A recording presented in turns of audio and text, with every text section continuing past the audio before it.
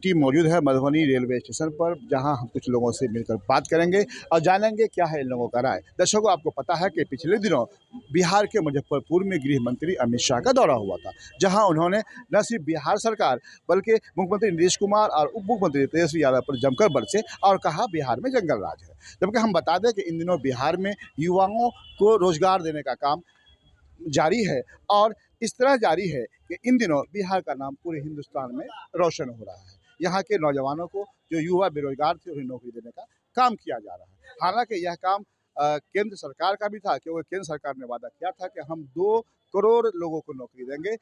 जो काम केंद्र सरकार नहीं कर सकी, बिहार ने कर दिखाया है। ऐसे में तेजस्वी यादव जो यहाँ के उप मुख्यमंत्री हैं और भी अलग अलग शोबे का चार्ज उनके पास है, और उन्होंने वादा किया था 10 लाख नौकरी देने का, 4 लाख पूरा कर दिया है और फिर अगले महीने तक फिर कुछ वैकेंसीज निकलने जा रहे हैं, जिससे बेरोजगारों को रोजगार मिलेगी। इस संबंधी हम बात करने आए हैं कुछ लोगों से। स्वागत है आपका। क्या नाम है आपका? मेरा नाम आलोक कुमार झा है। आलोक जी, आप ये बताएं मुझे कि इन दिनों जो बिहार में नौकरी का सिलसिला है, पता है आपको बेरोजगारों को नौकरी मिल रही है, पढ़े लिखों को, लेकिन पिछले दिनों अमित शाह आए थे मुजफ्फरपुर। उन्होंने कहा बिहार में जंगल राज है। आपका क्या प्रतिक्रिया है? देखिए, सबसे ज्यादा यूपी में बेरोजगारी है, वह अमित शाह को दिखाई नहीं देता है। 10 साल होने जा रहा है सरकार में यूपी में, लेकिन आज बिहार सरकार के द्वारा पूरे देश को नौकरी देने का काम किया जा रहा है, लेकिन अमित शाह को दिखाई नहीं देता है। अमित शाह और बीजेपी एक पार्टी नहीं है, वह एक कंपनी है। उसमें अगर झूठ फूस का नफरत फैला के और देश को कैसे गुमराह किया जाए, और उनका चुनाव जीतने का सबसे बड़ा प्रोपगंडा है।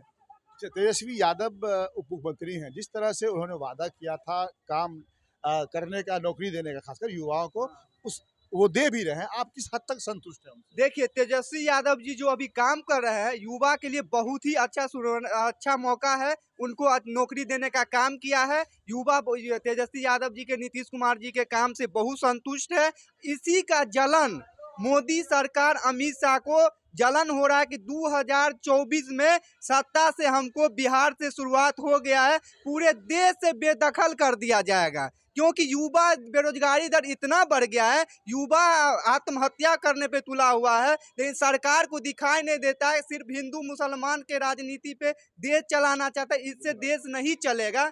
यही बात हम कहना चाहते हैं। सरकार अगर जनहित का कोई काम करे, गरीब हित का कोई काम करे, वह उनको कर नहीं पाते, लेकिन कैसे एक दूसरे में लड़वा देना चाहे, किसी को कोई मामला में फंसा देना चाहे, लेकिन उनके पार्टी में अगर सम्मिलित हो जाते हैं तो आप सब पाक साफ हो जाते हैं। पाक साफ हो जाता है। अच्छा, आप आखिरी सवाल आपसे करना चाहेंगे, कोई अगर आकर बिहार में ये कहे कि बिहार जंगल राज है, कितना अच्छा या बुरा लगता होगा आपको? देखिए, मेरे बिहार का कोई अगर बदनाम करने का साजिश कर रहा होगा, सरासर गलत है।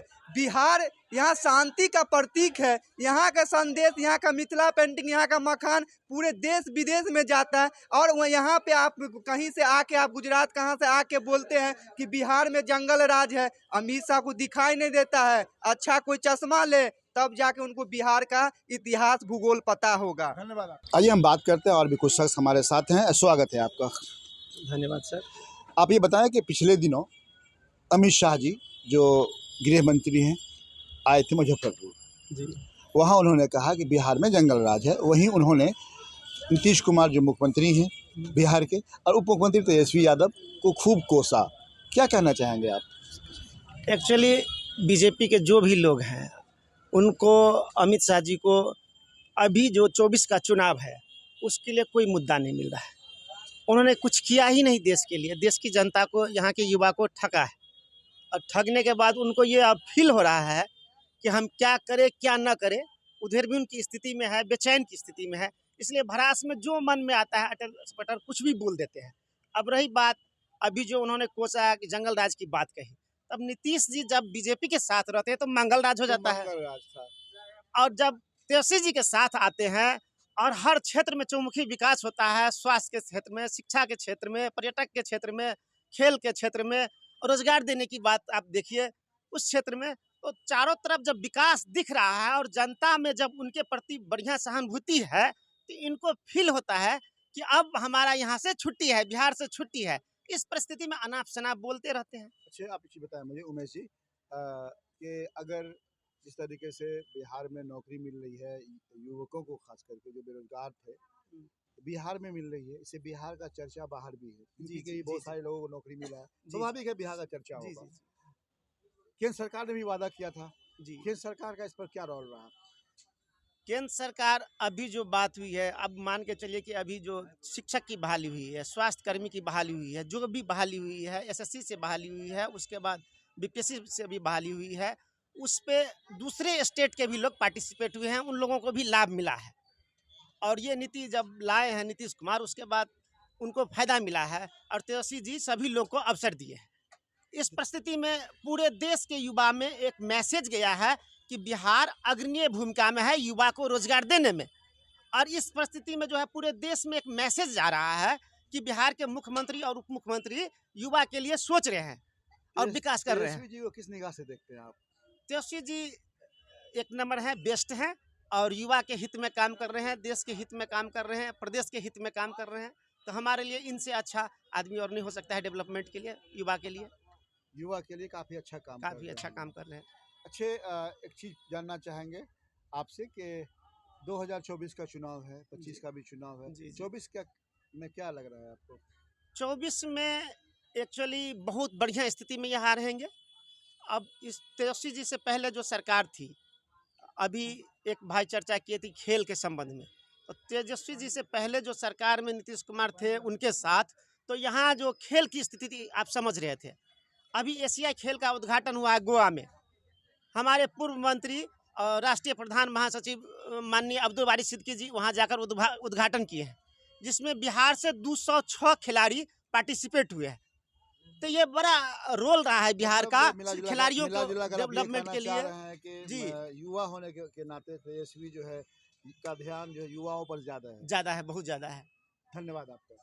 कि अभी जो तेजस्वी यादव काम कर रहे हैं, जैसे नौकरी देने का काम कर रहे हैं बिहार में, क्या लग रहा है आपको कि किस उस काम को कैसे सराहते हैं आप? बहुत अच्छा सराहते हैं हम लोग के ऊपर बहुत अच्छा निर्भर पड़ रहा है। वो नौकरी दे रहा है, युवा सबको अंदर ले रहा है। और इतना पढ़े लिखे इंसान सब जब रोड पे घूमेगा, जब स्टूडेंट रोड पे घूमेगा तो डिग्री लेके होगा क्या?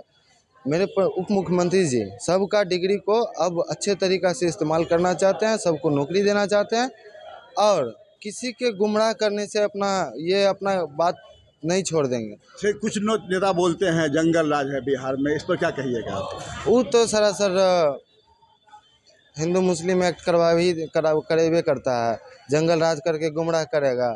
फिर 24 में चुनाव है, वो आएगा फिर 2-4 गो भाषण देगा, उसमें बस उसका एक गो मुद्दा रहता है जो कैसे एक दूसरे में लड़ाई फंसा के हम यहाँ से जाए।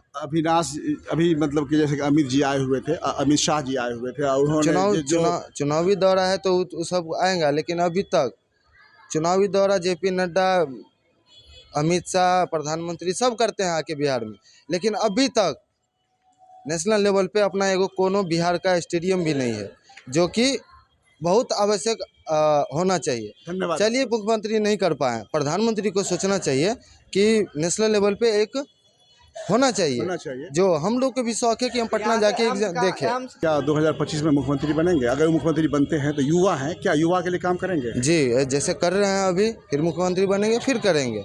अभी तो उप मुख्यमंत्री है तो इतना कर रहे हैं। जी, उप मुख्यमंत्री हैं तो इतना कर रहे हैं, मुख्यमंत्री बनेंगे और अच्छा उसका प्रभाव मिलेगा। कोई अभी मुख्यमंत्री या प्रधानमंत्री के लिए अभी लड़ाई नहीं लड़ रहा है।